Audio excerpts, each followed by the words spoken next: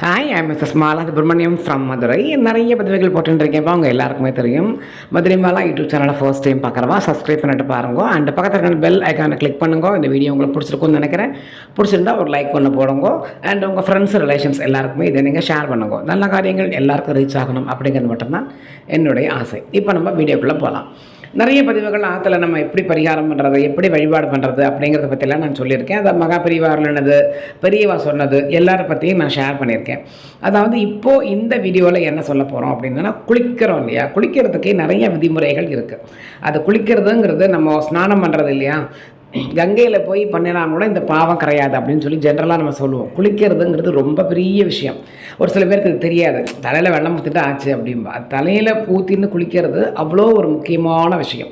So நம்ம வந்துட்டு வெடிகாலம்பரை 6 மணிக்குள்ளே குளித்தா ரொம்ப விசேஷம். 4:30 மணி, அதுக்கு 5 மணிக்குள்ளே குளித்தா அதை விட விசேஷம். அப்படி இல்லையா, எனக்கு வேலையெல்லாம் கொஞ்சம் முடிச்சுட்டு ரிலாக்ஸாக குளிச்சுட்டு டியூட்டிக்கு போயிடுவேன் மாமி அப்படின்னா தட் இஸ் டிஃப்ரெண்ட்.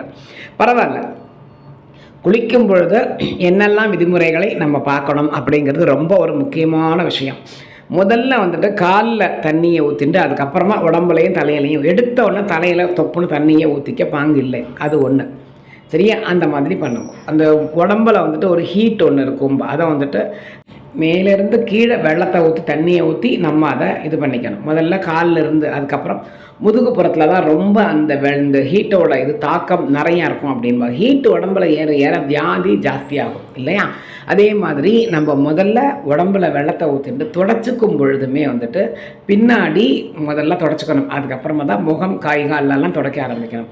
நீங்கள் அதே மாதிரி குளிக்கும் பொழுது இந்த ருத்ராட்சமோ அண்டு இந்த கருங்காலி மாலையோ போட்டுட்டு நீங்கள் குளிச்சேன்னா ரொம்ப ரொம்ப ரொம்ப விசேஷம். அது தண்ணி அதில் பட்டு நம்ம மேலே பட்டதுன்னா நமக்கு அந்த கழுத்து பகுதியிலேருந்து இந்த ஷோல்டரில் அந்த தோள்பட்டை பக்கத்துக்கு சொல்கிறோம் பார்த்தீங்களா, அதில் வந்துட்டு அங்கெல்லாம் படும்பொழுது நமக்கு இருக்கிற வியாதியுடைய தாக்கம் கண்டிப்பான முறையில் குறையும் அப்படின்பா. ஏன்னா நிறைய இருக்குது இதில் பார்க்குறதுக்கு. அதுக்கப்புறம் நம்ம குளிக்கும் பொழுது கிழக்கு திசை அண்ட் வடக்கு திசை பார்த்து குளிக்கணும். மேற்கில் பார்த்து குளித்தா நோய் வரும் அப்படின்பா. தெற்கு வந்துட்டு எல்லாருக்குமே தெரியும் ரொம்ப கெடுதல். நான் ஏதாவது கெடுதல் காரியங்கள் கர்ம காரியங்கள் பண்ணிட்டு வந்தால் மட்டும்தான் நம்ம தெற்க பார்த்து குளிக்கணும் அப்படிங்கிற மாதிரி ஒரு இது இருக்குது. அது நிறைய பேருக்கு தெரிஞ்சிருக்கும்னு நினைக்கிறேன். கிழக்கு அண்ட் வடக்கு பார்த்து குளிச்சேன்னா ரொம்ப விசேஷம். அதே மாதிரி யாராக இருந்தாலும் குளிக்கும் பொழுது ஒரு சின்ன அருணாக்குடியாவது உடம்புல இருக்கணும். வெறும் உடம்போட குளிக்க பாங்கு இல்லை. அதே மாதிரி குளிக்கும் பொழுது ஒரு 2 உப்பு இந்த தண்ணியில் போட்டு குளிச்சேன்னாக்கா அது தோஷமோ இல்லை திருஷ்டியோ நமக்கு என்ன இருந்தாலும் அது உடனே மாறி கங்கையில் குளித்த புண்ணியம் நமக்கு கிடைக்கும். எல்லாத்தையும் விட அந்த ஒரு சொம்பு தண்ணியை எடுத்து அந்த தண்ணியில் ஓம் அப்படின்னு எழுதி நீங்கள் அதில் தலையில் ஊற்றிண்டேன்னாக்கா அதை விட ஒரு சக்தி வாய்ந்த ஒரு இது கங்கையோ காசி கங்கை காவேரி எல்லா இதுவும் அதில் புண்ணிய நதிகள் எல்லாம் அதில் வந்ததாக ஒரு ஐதீகம் உண்டு. ஸோ நீங்கள் குளிக்கும் பொழுது ஒரு சொம்பு தண்ணியை எடுத்துட்டு அதில் ஓம் அப்படின்னு எழுதிட்டு அதுக்கப்புறம் நீங்கள் அந்த தலையில் வெள்ளத்தை ஊற்றின்றேன்னாக்கா அவ்வளவோ ஒரு சக்தி, அவ்வளோ ஒரு புண்ணியம், நீங்கள் பண்ணின பாவங்கள் அனைத்தும் மறைந்துவிடும். அவ்வளோ நல்லது அது. ஸோ குளிக்கும் பொழுது இந்த மாதிரி வழிமுறைகள் எல்லாத்தையும் நீங்கள் ஃபாலோ பண்ணிட்டு இருந்தேன்னாக்கா உங்களுக்கு குளித்த புண்ணியம் நிறைய உண்டு. இனி ஒன்று, உடம்புல இருக்கிற வியாதி குறையும், மனசில் தைரியம் வரும். நம்ம எப்போவுமே குளிச்சுட்டு தயவு பண்ணி ஆற்றுல விளக்கேற்றிருங்கோ. அதுக்கப்புறம் துளசி இருந்ததுனாக்கா குளிச்சுட்டு அந்த துளசிக்கு கொஞ்சம் வெள்ளம் ஊற்றுங்கோ. குளிச்சுட்டு ஊற்றினா ரொம்ப ரொம்ப ரொம்ப ரொம்ப விசேஷம். நிறையா பேராத்தில் துளசி இருக்கும்னு நினைக்கிறேன்.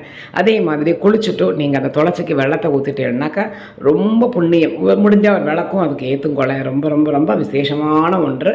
இந்த மாதிரி நீங்கள் பண்ணினேன்னாக்கா உங்கள் வாழ்க்கையில் விதின் எ வீக் ஒரு 7 நாட்களுக்குள் கண்டிப்பான முறையில் ஒரு மாற்றம் தெரியும். ஸோ குளிக்கும் பொழுது என்னெல்லாம் விதிமுறைகளை நம்ம கடைபிடிக்கணும் அப்படிங்கிறது உங்கள் எல்லாருக்குமே தெரிஞ்சிருக்கும்னு நினைக்கிறேன். இப்போ ஓரளவுக்கு நான் சொல்லியிருக்கேன்.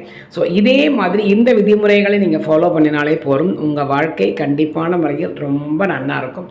விளக்கு ஏற்றுங்க. விளக்கு ஆற்றுல எரிய எரிய எரிய தான் நம்மளுடைய கஷ்டங்கள் அனைத்தும் போய் இருள் போய் உங்களுக்கு வெளிச்சம் வரும் அப்படிங்கிற மாதிரி ஒரு இதுக்கு.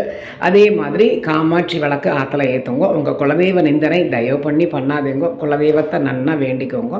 அதே மாதிரி குளிக்கும்பொழுது ஏதோ ஒரு சுவாமி நாமாவை நன்னா சொல்லிக்கிண்டு நீங்கள் வெள்ளம் ஊற்றின்றேன்னா அதை விட ஒரு புண்ணியம் வேறு எதுவுமே கிடையாது.